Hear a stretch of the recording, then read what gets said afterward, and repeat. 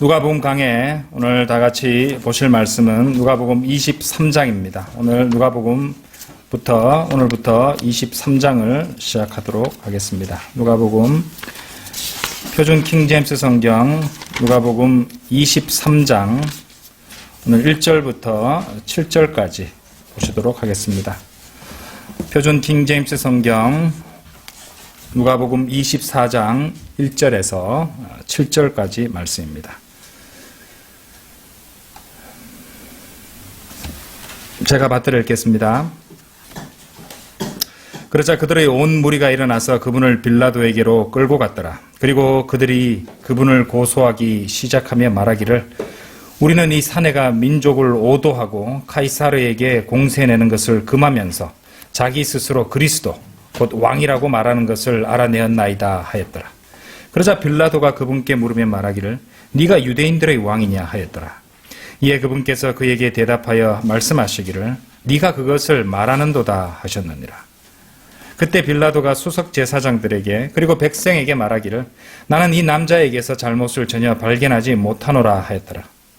그러자 그들이 더욱 사나워져서 말하기를 그는 갈릴리에서부터 시작하여 이곳까지 모든 유대인 거주지역 도처에서 가르치며 백성을 휘저놓고 있나이다 하였더라. 갈릴리에 관하여 빌라도가 듣자 그는 그 사람이 갈릴리인인지 물었더라. 그리고 빌라도가 그분께서 헤롯의 관할권에 속하였음을 알자마자 그가 그분을 헤롯에게 보냈으니 그때의 헤롯 본인도 예루살렘에 있었더라. 오늘 드릴 말씀 제목은 지난주에 이어서 그리스도께서 받으신 부당한 재판 그 두 번째 시간입니다. 그리스도께서 받으신 부당한 재판 두 번째 시간이죠.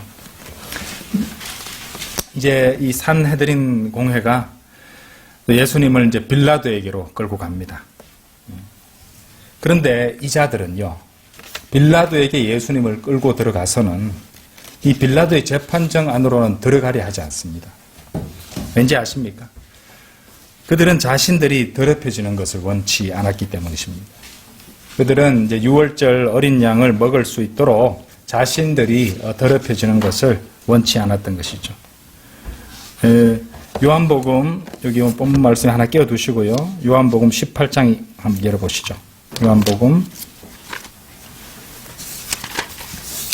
18장 28절에 보시면 그때 그들이 예수님을 카야파스로부터 이제 이때까지 우리는 한글 킹제임스에서 카야파 그랬는데 이제 이름을 다 이렇게 뭉개버렸었죠. 정확한 이름입니다.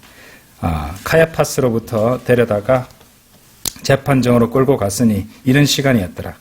그리고 그들은 직접 재판정 안으로 들어가지 아니하였으니 자신들이 더럽혀지지 않도록 하려 함이며 오히려 그들이 유월절 어린 양을 먹으려 함이었더라. 이렇게 해서 요한복음 18장 28절을 통해서 이들이 예수님을 빌라도의 재판정까지 예수님을 끌고 가서는 실제로 또 자신들이 더럽혀질까봐 유대인 유월절 어린 양을 먹기 위해서 자신들은 또 들어가지 않고 있었던 것입니다. 위선자들이죠. 참으로 위선자들입니다. 왜냐하면은 이 한 의로운 사람이 죽임 당하도록 그에 대해서 온갖 거짓말 또 근거 없는 그런 비난들 그런 혐의들을 갖다가 늘어놓고 있으면서 그렇게 거짓말을 하고 있으면서도 이제 이방인 근처에 가서 자신들이 이제 더럽혀지는 것을 원치 않았다는 것이죠. 이방인들 근처에 가면 자신들이 더럽혀져서 이제 율법을 어긴 것이 되니까 이제 유월절 어린 양을 먹을 수 없으니까 그렇게 했던 것입니다. 그런데 한번 생각해 보십시오. 그들은 그렇게 자신들이 더럽혀지는 것을 두려워하고 있었는데 실제로 더럽혀지는 것으로 따지면은 이 거짓말하고 또 예수님 무죄하신 예수님을 또 사형받게 해서 죽이려고 하는 그게 정말 더럽고 정말 악한 짓 아닙니까? 그런데 이 자들은 이렇게 위선적으로 행동하고 있었다는 것입니다. 자, 다시 누가복음 와보세요. 우리가 2절에서 중대한 변화를 보게 됩니다. 23장 2절 보세요. 그리고 그들이 그분을 고소하기 시작하며 말하기를 우리는 이 사내가 민족을 오도하고 카이사르에게 공세내는 것을 금하면서 자기 스스로 그리스도 곧 왕이라고 말하는 것을 알아내었나이다 하였더라. 여러분들 우리가 지난 시간에 공부했을 때 예수님께 이제 그 씌어진 기소된 그 혐의가 이제 지난 시간에 우리가 봤던 것과 오늘 방금 읽으신 누가복음 23장 2절에 이 부분하고 비교했으면 바뀌었다는 것을 우리가 알 수 있습니다. 그렇죠. 지난주에서는 우리가 예수님께서 22장 71절 한번 보세요. 그 옆에 보이시죠? 71절에 보시면은 이제 그 70절 보시면은 그때 그들이 모두 말하기를 그렇다면 네가 하나님의 아들이냐 하였더라. 이에 그분께서 그들에게 말씀하시기를 그가 나라고 너희가 말하는도다 하셨느니라. 그래 니네들이 맞는 말 했다 이 말씀이시죠. 그러자 그들이 말하기를 우리가 무슨 증인이 더 필요하겠느냐. 이는 우리가 직접 그 자신의 입에서 나온 말을 들었기 때문이라 하였더라. 그러니까 신성모독이었어요. 그죠? 22장 끝부분에 봤을 때 예수님께 씌워진 그 혐의는 신성모독이었는데 23장 2절을 보시면 예수님의 제목이 바뀌었습니다. 그렇죠? 바뀌어버렸다는 것이죠.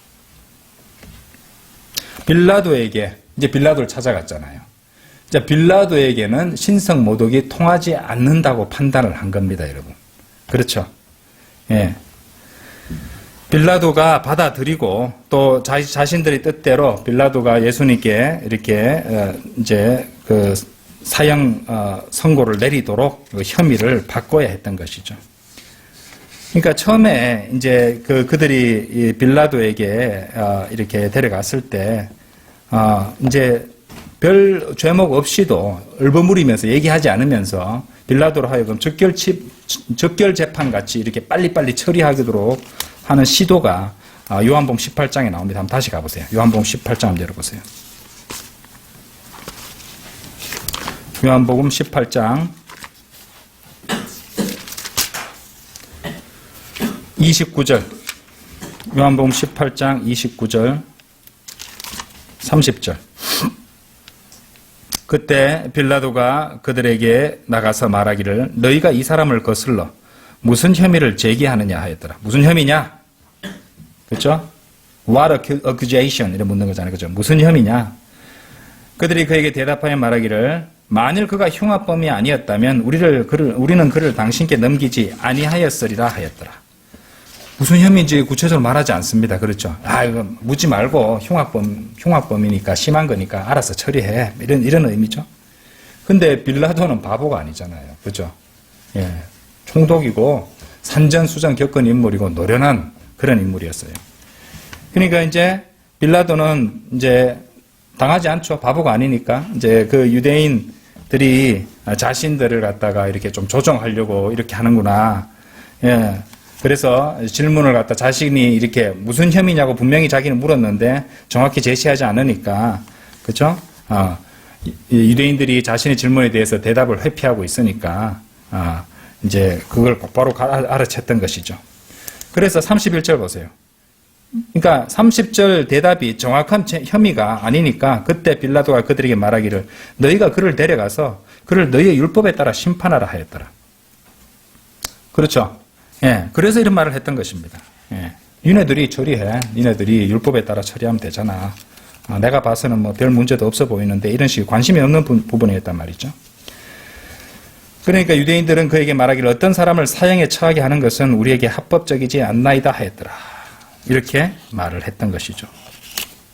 그런데 이제 빌라도는 이제 그 유대인들에게 이제 너희들이 데려가서 율법에 의해서 그렇게 율법에 따라 심판하라고 했는데 예수님은 이미 그들에 의해서 심판을 받았고 또 이미 그렇게 하기 위해서 이제 율법까지도 어겨가면서 그렇게 했다고 지난 시간에 그 22장 63절 하면서 설명을 드렸습니다. 자, 그렇게 빌라도가 이제 말하니까 이제 이런 빌라도의 대답에 대해서 산헤드린은 이렇게 대답을 하죠. 어떤 사람을 사형에 처하게 하는 것은 우리에게 합법적이지 않나이다. 아까 읽은 말씀입니다. 예, 그런데 이 자들은요 이렇게 합법적이지 않다 하면서 사도행전 7장에서 이 스데반의 경우에는 돌로 쳐서 죽였잖아요. 그렇죠? 그러니까 스데반 경우는 유명 인사가 아니었어요. 예. 그 스데반 정도는 자신들이 돌로 쳐서 죽여도 뭐 이렇게 백성들 가운데 소요도 날 것도 아니고 자신들이 뭐 비난을 받을 일도 없다고 판단하니까 그렇게 했다는 건데 역시 위선자들이죠. 예. 그래서 이제 예수님은 워낙에 이제 잘 알려진 분이고 유명한 분이니까 이제 이들이 함부로 할 자신이 없었던 것입니다. 그래서 이 자들은 참으로 비겁하게도 그 로마인들을 써서 그래 빌라도를 이용해서 예수님을 죽이게 하려는 그런 시도를 했다는 것입니다. 왜? 그렇게 해서 이제 예수님을 죽이는 것이 자신들의 책임이 아닌 것처럼 보이게 만들기 위해서였다는 것이죠. 우리가 그것을 알 수 있는 구절이 나옵니다. 자, 우리 사도행전 5장 한번 열어보십시오. 사도행전 5장. 이들의 의도가 여기에서 싹 다 드러납니다. 성경은 이걸 다 기록해 놔두셨어요. 자, 사도행전 5장.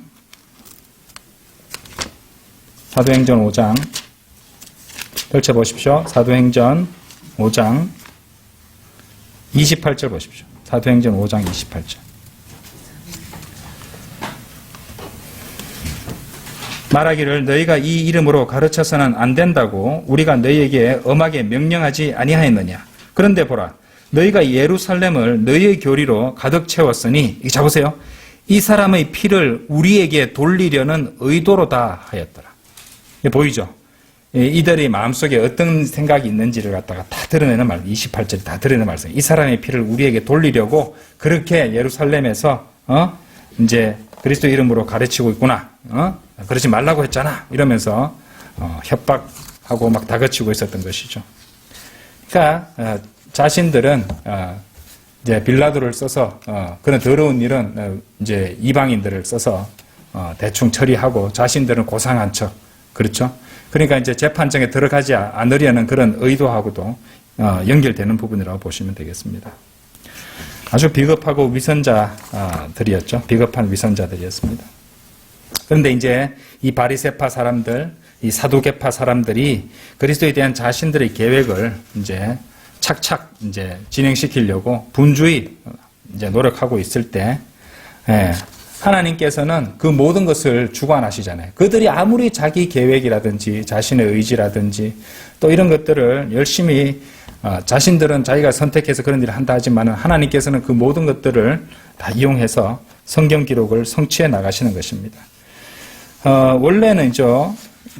원래는 그들이 처음에 22장 마지막 부분에서 우리가 봤던 그들이 이제 결정했던 그 예수 그리스도의 죄목은 신성모독이었어요.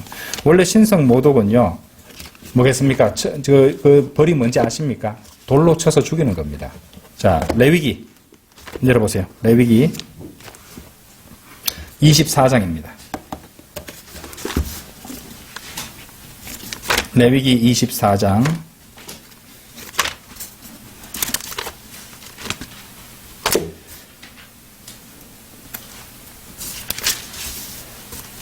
16절. 그리하여 주의 이름을 모독하는 자, 신성모독이죠. 주의 이름을 모독하는 자, 그는 반드시 사형에 처해지리니 온 회중은 필히 그를 돌로 쳐서 죽일지니라. 타국인도 그 지역 가운데 태어난 자와 마찬가지로 그가 주의 이름을 모독할 때 사형에 처해지리라. 자, 신성모독은 율법에 의하면 돌로 쳐서 죽이는 사형입니다. 그렇죠? 그런데 성경 기록은 예수 그리스도의 뼈 하나라도 부러지지 아니할 것이라고 예언하고 계시잖아요. 자, 시편 34편 열어보시죠. 시편 34편 20절.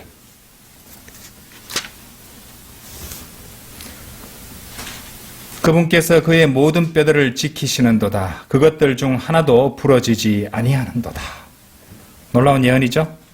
예, 예언이 다 돼 있다 이 말입니다. 출애굽기, 여러분들 출애굽기에도 예언이 돼 있는 거 아십니까? 출애굽기 12장 46절 보십시오. 출애굽기 12장 46절.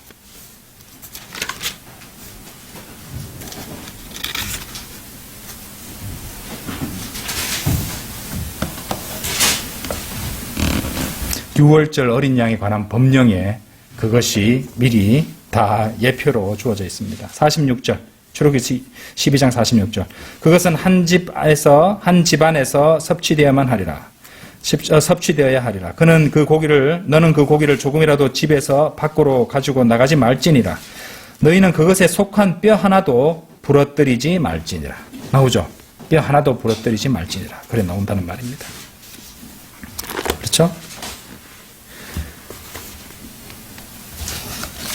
그래서 예수님 그분 자신도 예언을 하셨듯이 이 갈라디아서 3장 13절 말씀대로 우리를 위하여 저주가 되시기 위해서 이방인의 처형 방식을 당하셔야 했던 것이죠. 그렇죠? 예. 자, 누가복음 18장 한번 열어보십시오. 근데 다 주님께서 예언을 하셨습니다. 누가복음, 우리 보고 있는 누가복음 18장 32절입니다. 누가복음 18장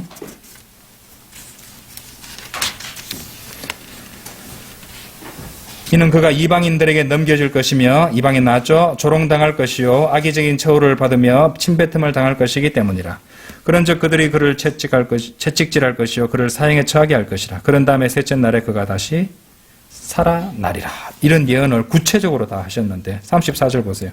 그런데 그들은 이것들 중 아무것도 이해하지 못하였더라. 그렇죠? 이렇게 주님께서 또 그리고 성경 기록은 모든 것을 예언해 놓고 계신 것이죠. 자, 다시 이제 우리 오늘 본문으로 넘어와서요. 이 제사장들, 서기관들은 이 신성 모독이라는 죄명이 이 빌라도에게는 전혀 통하지 않을 것이라는 것을 알고 있었어요. 이 자들도 노련한 자들이었거든요. 그래서 결국 한 가지를 제안하는데 이것이 빌라도를 제법 세게 흔들어 놓게 됩니다. 이제 원래 이제 이 종교적인 문제, 신앙이란 이런 문제에 대해서는 로마인들은 자신들의 정복한 백성들이 뭘 믿는지 어떻게 섬기는지 사실 전혀 상관하지 않았다는 것을 우리가 알 수 있습니다. 예. 자, 사도행전 18장 한번 열어보십시오. 사도행전 18장.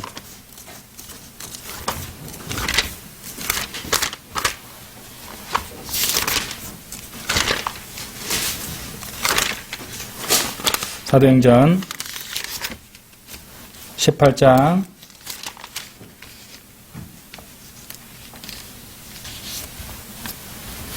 12절부터 보겠습니다. 이후에 갈리오가 아카이아의 속주 총독이 되자 유대인들이 한뜻이 되어 바울을 대적하여 내란을 일으켰고 그를 심판대로 데려가서 말하기를 이 사내가 율법을 거슬러 하나님을 경배하라고 사람들을 설득하나이다 했더라. 그런 다음에 바울이 이제 막 그의 입을 열려고 하자 갈리오가 유대인들에게 이같이 말하였더라. 이제 총독이 말합니다. 오 너희 유대인들아, 만일 이것이 부당한 일이나 사악한 음란함에 관한 사안이라면 내가 너희를 담당해야 할 이유가 되었으리라. 관심 없죠? 15절 보세요. 그러나 만일 그것들이 용어들과 명칭들에 관한 것과 너희 율법에 관한 어떤 문제라면 너희가 그것들을 돌아보라. 이는 내가 그러한 사안들에 관해서는 판관이 되고 싶지 않기 때문이라. 관심이 없었다니까요. 그렇기 때문에 전혀 안 통하는 겁니다. 신성 모독했다고 빌라도한테 데려가서 백날 얘기해봐야 빌라도는 눈 하나 깜짝하지 않을 것이기 때문이었단 말입니다. 그래서 어떡합니까?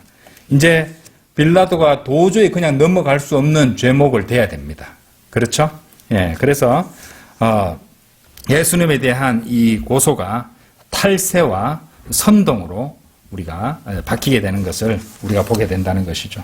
그것이 바로 누가복음 23장 2절에서 예수님에 대한 죄목, 그 혐의가 바뀐 이유가 된다는 것입니다. 2절 보세요. 누가복음 23장 2절 다시 보십시오. 넘어오셔서 자, 우리는 이 사내가 민족을 오도하고 거짓말이죠? 예. 왜냐하면은 사도행전 10장 38절에서는 예수님께서 선을 행하시고 마귀에게 억압받는 자들 모두를 치유하시는 것을 그들이 보았다고 기록하고 있기 때문입니다. 그렇죠? 그 다음에 나온 말 보십시오. 자, 처음부터 거짓말이에요. 이 사내가 민족을 오도하고 거짓말이에요. 카이사라에게 공세 내는 것을 금하면서 이것도 거짓말입니다. 또 다른 거짓말이죠. 자, 20장 25절 한번 열어보십시오. 누가복음 20장 25절 보세요. 이 자들은 정말 거짓말장애들입니다. 예, 보고 있으면은 분통이 터집니다. 이 자들을 보면은. 자, 그러자 그분께서 그들에게 말씀하시기를 그러므로 카이사르에게 속한 것들은 카이사르에게 돌려주고 하나님께 속한 것들은 하나님께 돌려드리라 하셨더라. 공세 내라고 언제 내지 말라고 하셨습니까? 주님께서는 카이사르 거는 카이사르에게 주라고 내라고 하셨잖아요. 그렇죠? 자, 그 다음 다시 누가복음 23장 2절 보세요. 그 뒷부분. 공세 내는 것을 금하면서 그 다음 자기 스스로 그리스도 곧 왕이라고 말하는 것을 알아내었나이다. 왕이라고 말하는 것을 알아냈다. 그렇죠? 근데 이 말은요, 반만 진실입니다. 반쪽짜리 진실입니다. 그리고 반쪽짜리 진실이기 때문에 그들의 이러한 어떤 비난과 고소가 완전히 거짓말인 이유가 된다는 것이죠. 자, 빌라도가 예수님께 네가 유대인의 왕이냐고 물었을 때 예수님께서는 그의 질문에 대해서 부인하지 않으셨어요. 왜냐하면은 주님께서 3절 보세요.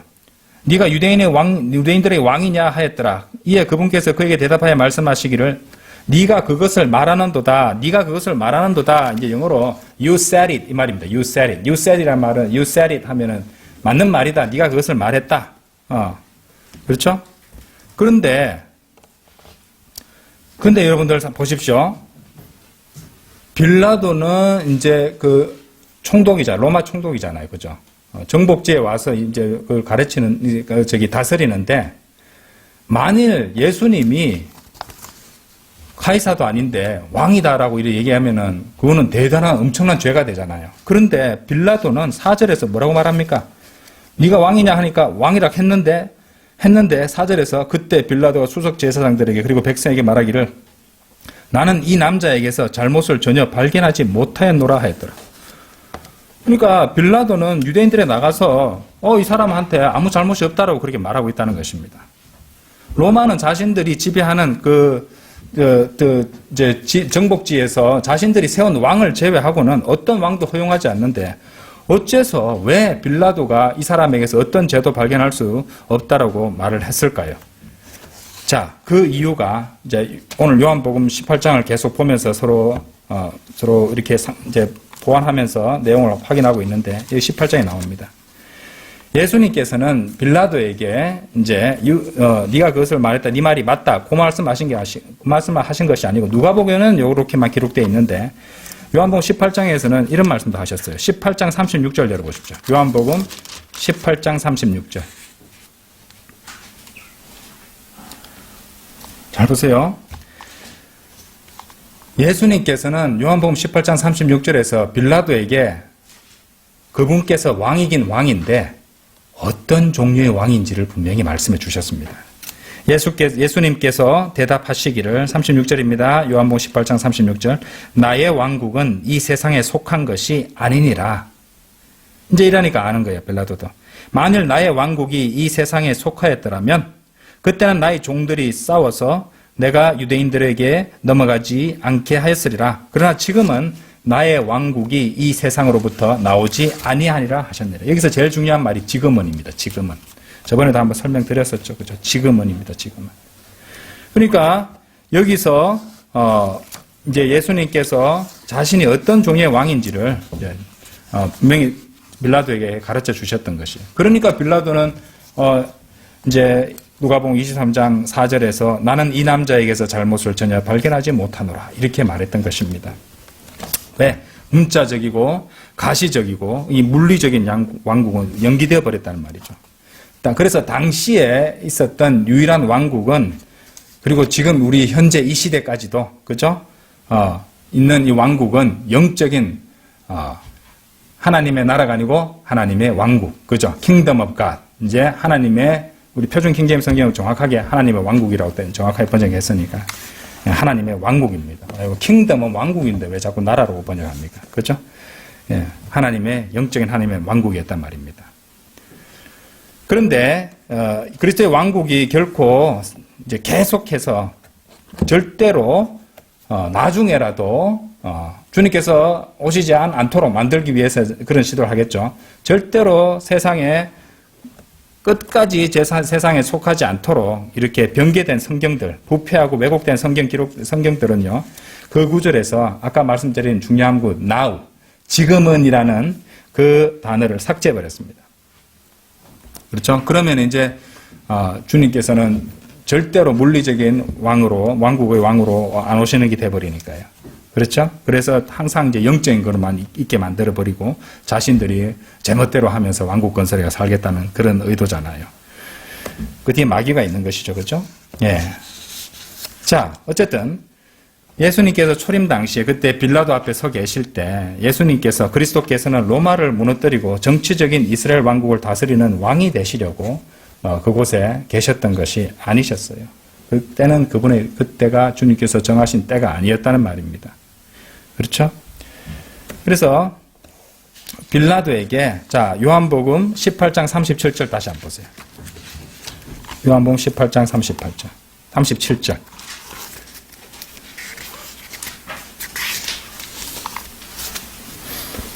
물리적인 왕국, 로마를 무너뜨리고 물리적인 이스라엘, 정치적인, 물리적이고 실제적이고 정치적인 이스라엘 왕국을 다스릴 왕으로 하시려는 게 아니라 주님의 목적이 여기 나옵니다. 37절. 빌라도에게 이렇게 말씀하셨죠. 이런 취지로 내가 태어났으며 이러한 까닭에 내가 세상 속으로 왔노라. 이로써 내가 진리를 증거하려 함이라. 진리에 속한 모든 자마다 나의 음성을 듣는도다 하셨느니라. 그렇죠. 예. 진리를 증거하러 오셨다고 말씀하십니다. 그렇죠? 그런데 38절에서 빌라도가 그분께 말하기를 진리가 무엇이냐 하니라. 빌라도가 진리에 관심이 있는 것인가요? 아니요. 그 뒤에 보십시오. 그가 이것을 말하였을 때 기다려서 주님께 진리를 구하는 그런 자세가 아니었죠. 진리가 뭔데? 이러면서 다시 유대인들에게 나아가고, 우리가 그런 말 하잖아요. 진리가 뭔데? 이러면서 무시할 때. 그죠? 그게 뭔데? 내 알 바 아니야? 이런 식으로. 그거하고 똑같다고 잘 모르겠지만은 관심이 없었어요. 진리 자체에 관심이 없었던 인간이에요. 왜냐하면 기다려서 주님의 말씀을, 진리를 몰라서 물은 것이 아니라 기다리지도 않았죠.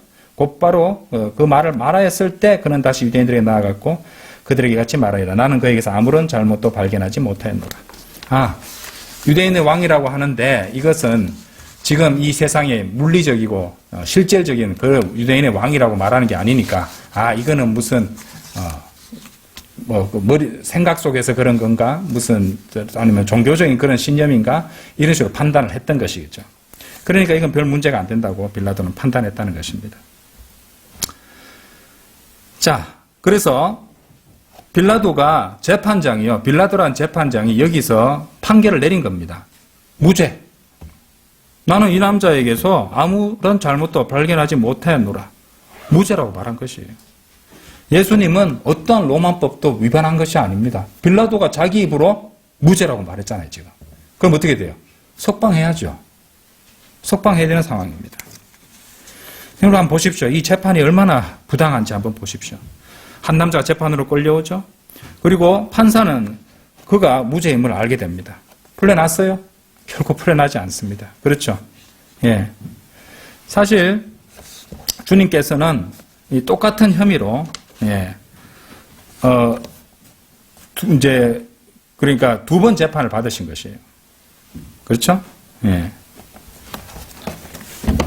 자, 14절 한번 보십시오. 나중에 이제 누군도 공부하겠지만은 14절 보시면 그는 그들에게 이같이 말하였더라. 너희가 이 남자를 백성을 오도하는 자로 나에게 데려왔더라. 그런데 보라, 너희 앞에서 그를 신문하였던 나로서는 너희가 그를 고소하는 것들과 관련하여 이 남자에게서는 전혀 잘못을 발견하지 못하였노니라. 또 재판했습니다. 또 이제 그걸 하니까 또 무죄라고 14절에서도 한 번 더 했단 말입니다. 예. 14절에서 똑같은 형식으로 두 번 재판을 받으신 것이에요. 영어로 이걸 뭐라고 하냐면요. 더블 제퍼디라고 합니다. 더블 제퍼디 뭐냐면 우리말로 그대로 하자면 이중 위험이란 뜻인데 우리 그 사법 체계에 쓰이는 용어하고 비슷한 걸로 따지자면은 일사부재리의 원칙 있잖아요. 그러니까 같은 그 한 번 무죄가 났으면 그거 가지고 그것에 대해서 똑같은 그것으로 재판을 할 수 없다는 겁니다. 근데 두 번 재판을 받으셨잖아요. 그렇죠? 그리고 두 번째로 무죄가 선고되었음에도 불구하고 그분은 세 번째 재판을 받게 되죠. 삼중 위험, 트리플 제퍼디가 되는 것이죠. 그렇죠? 그리고 같은 판사에 의해서, 그렇죠? 세 번째까지. 자, 오늘 여기 판결이 다 나오잖아요. 먼저 누가복음 23장 4절에서 첫 번째 재판에서 빌라도가 무죄 선고 내렸어요. 나는 이 사람의 잘못을 전혀 발견하지 못하노라. 14절에서 두 번째 재판에서도 너희가 이 남자를 백성을 오도하는 자로서 내게 데려왔더라. 그런데 보라, 너희 앞에서 그를 신문하였던 나로서는 내가 그를 고소하는 것과 관련하여 이 남자에게서 전혀 잘못을 발견하지 못하였노라. 두 번째로 무죄 판결을 내렸습니다. 그런데 여러분들 22절 보세요. 22절. 그러자 그가 그들에게 세 번째로 말하기를 어째서냐? 그가 무슨 악한 일을 행하였느냐? 나는 그에게서 죽음에 처해져야 할 사유를 전혀 발견하지 못하였노라. 그러므로 나는 그를 채찍으로 치고 나서 그를 가게 하겠노라 하였더라. 자, 여러분 보세요. 22절에서도 세 번째도 무죄 판결을 받으셨단 말입니다. 그런데 세 번이나 무죄 판결을 받으셨는데 왜 풀려나지 않고 결국 사형 선고를 받을 수 있단 말입니까? 이 일이 예수 그리스도께 일어났던 재판이었어요. 주님께서 그것을 대신 받으셨다는 것입니다. 영어의 표현 중에 miscarriage of justice란 말이 있어요. miscarriage라는 단어는 어떤 착오라든지 또 유산이라고 이렇게 하기도 하고 실패란 뜻도 있고 한데 miscarriage of justice는 쉽게 말해 오심입니다. 오심. 예수님에 대한 재판이 바로 그런 것이죠. 명백한 오심이죠. 그리고 전혀 정의가 아니었죠. 정당한 재판이 아니었다는 것, 부당한 재판이었단 말입니다. 주님께서 그죠? 판사만 주님께 무죄 판결을 내린 것도 아니었습니다. 판사의 아내도 마찬가지였어요. 마태복음 27장 19절 한번 열어보십시오. 마태복음 27장 19절.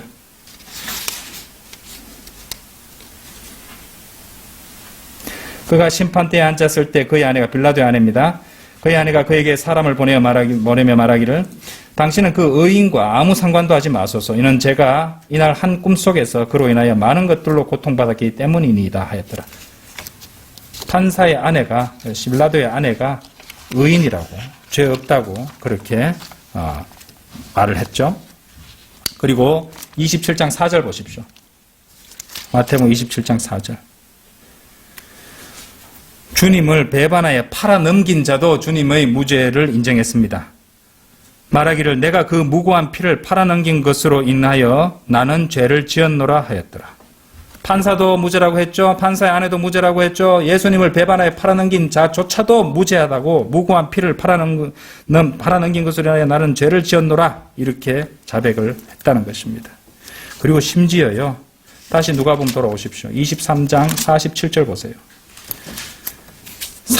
처형을 집행했던 자도 처형을 집행했던 자마저 이런 말을 했습니다. 47절 보세요. 이때 백부장이 벌어진 일을 목격하자 그는 하나님께 영광을 돌리며 말하기를 이분은 틀림없이 의로운 사람이셨도다 하였더라.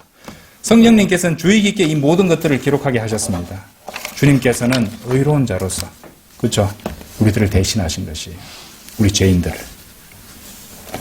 아무 죄 없으신 분이 우리 대신에 그렇게 부당한 재판을 받으셨다는 것입니다.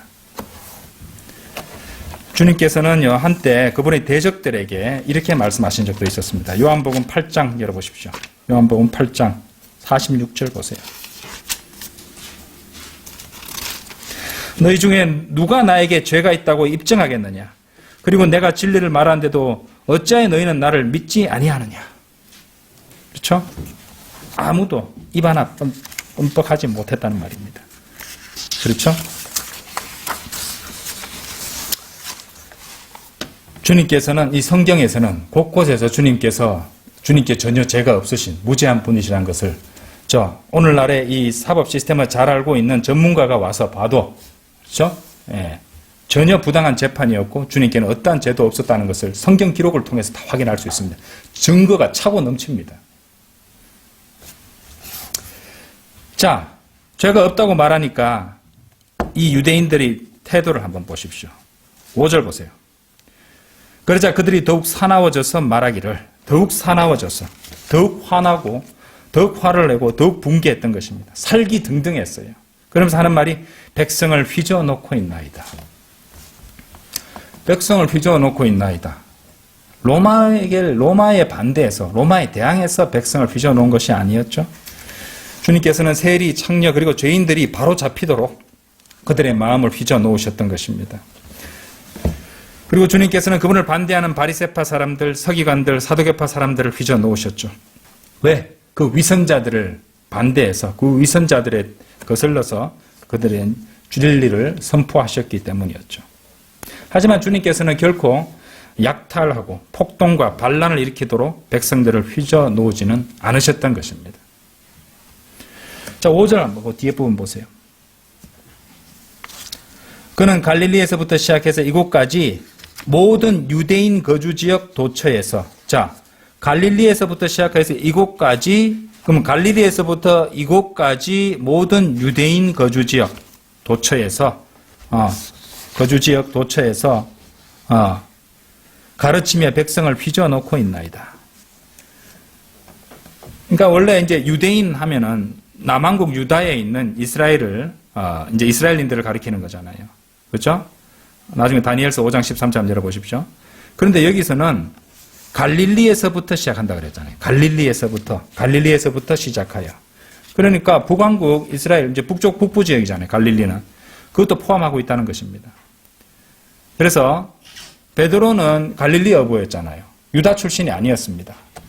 그런데 북부 지역에서 북부 갈릴리 지역 출신인데도 불구하고 베드로는 유대인이라고 불렸던 것이요. 갈라디아서 2장 14절 한번 열어보십시오. 자, 이 말씀을 왜 드리냐면 좀 이따 설명드리겠습니다. 갈라디아서 2장 14절.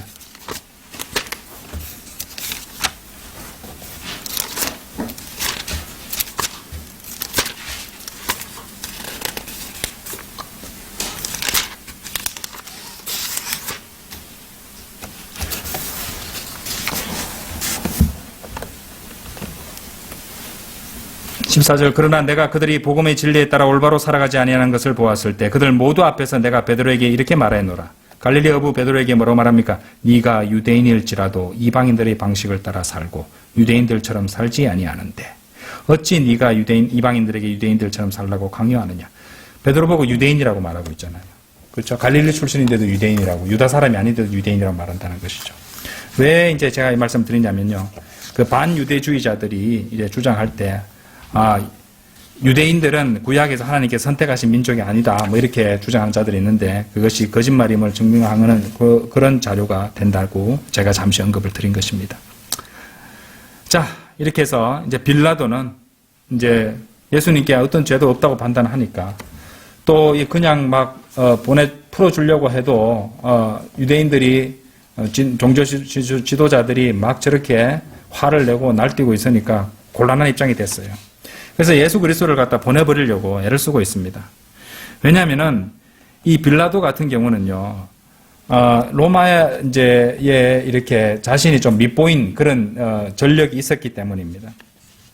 왜냐하면은 유대인들 사이에서 반발과 동요를 조장하는 사건들을 이전에 2번씩이나 일으켰던 적이 있었던 것이죠. 왜냐하면은 여러분들 그 중에 하나가 이제 누가복음 13장 한번 열어보십시오. 13장. 이런 일이 있었어요. 13장.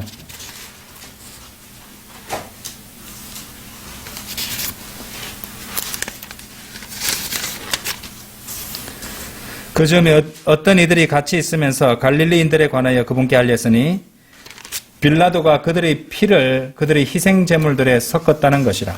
자, 이게 무슨 얘기냐면요.